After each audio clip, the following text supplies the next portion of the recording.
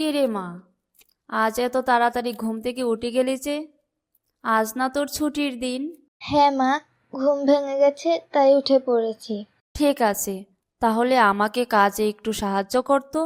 তাড়াতাড়ি রান্নাটা শেষ করতে হবে। তোর বাবাও মনে হয় মাঠ থেকে চলে আসতেছে। ঠিক আছে মা, কি করতে হবে বলো। থালা বাসনগুলো একটু ধুয়ে রেখে দে।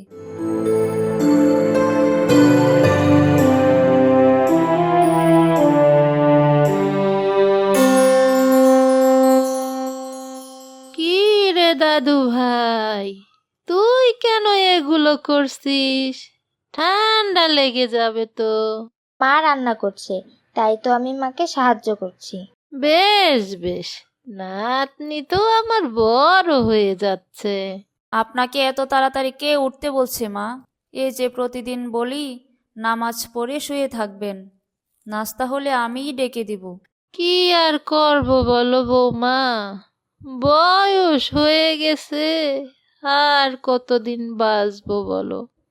শুয়ে থাকতে তো ভালো লাগে না, পাড়ার লোকদের সাথে কথা বললে মনটা ভালো লাগে। কত কথা মনে পড়ে উনি থাকতে। তা তো বুঝলাম, এমনিতে তো শীতের দিন, পরে ব্যথা পেলে সহজে সারবে না। তাই তো বলি সাবধানে চলবেন। হয়েছে, যা হবে দেখা যাবে। তো তোমার রান্না কত দূর হলো? কেন, ক্ষুধা লেগেছে বুঝি?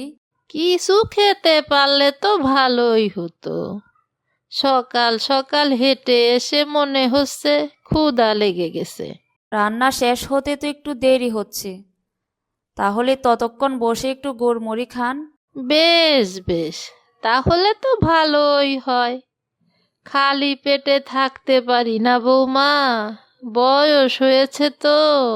মুস্কান, ও মা, মুস্কান, এদিকে আয় তো দেখি। মা বলো। ঘর থেকে কটা গুড় আর মুড়ি নিয়ে দাদুকে দে তো দেখি। আর তুইও খা, আমার রান্না হতে তো সময় লাগবে, তোর বাবারও আসার সময় হয়ে যাচ্ছে। আচ্ছা মা। কি গো, কই তুমি? আসছি, আমি রান্নাঘরে। এত বেলা অবধি রান্না করলে হবে বলো? আমি কাজ শেষ করে আসলাম, যা হয়েছে দাও, খাবো। মেয়েটা দুধ পুলি খেতে চাইছিল, আর মাও বেশ পছন্দ করে। একটু দুধ নিয়ে এসো তো। বেশ বেশ, দুধ পুলি তো আমারও বেশ পছন্দের। মা কোথায়? দেখতে পারছি না যে। দাদু শুয়ে আছে বাবা। মা, ও মা, এসো, খাবার খাবে। আহ, বেগুন ভর্তাটা তো বেশ মজার হইয়াছে বৌমা। হ্যাঁ, আলু সবজিটাও বেশ হয়েছে। শীতের দিনের টাটকা সবজি খেতে তো ভালোই লাগে, আর তা যদি হয় তোমার হাতের রান্না। আহ, যার গিন্নি যেমন রাধে তার মুরত তেমন খায়। তাই তো বলে সংসার সুখের হয় রমণীর গুণে। কই গো, এই নাও, একেবারে দেশি গরুর খাঁটি দুধ। মুস্কান, দাদুকে নিয়ে এদিকে আয়, গরম গরম পিঠা খাবি। দারুণ হয়েছে বৌমা। ওরে বাবা রে, মরে গেলাম। আপনাকে এই শরীর নিয়ে উঠোন ঝাড়ু দিতে কে বলেছে? কতবার বলি এই শরীর নিয়ে বের হবেন না, সংসারের কাজের জন্য তো আমিই আছি। আমার মনে হয় আর উঠা সাধ্য হবে না, মনে হয় আর বাঁচবো না। ওরে দাদু ভাই। না দাদু ভাই, তোমার কিছুই হবে না। তুই থাক, আমি একটু গোসলটা সেরে আসি।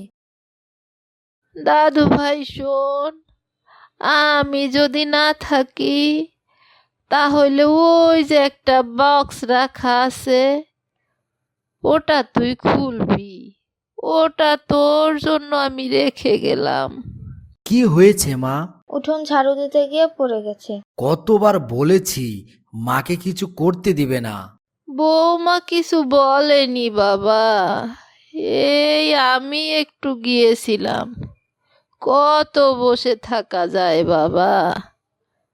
আমার মনে হয় চলে যাওয়ার সময় হয়ে গেছে।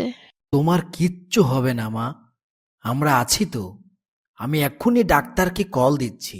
সব রোগের ওষুধ হয় না রে বাবা, ডাক্তার ডাকতে হবে না, ডাক্তার ডাকতে হবে না।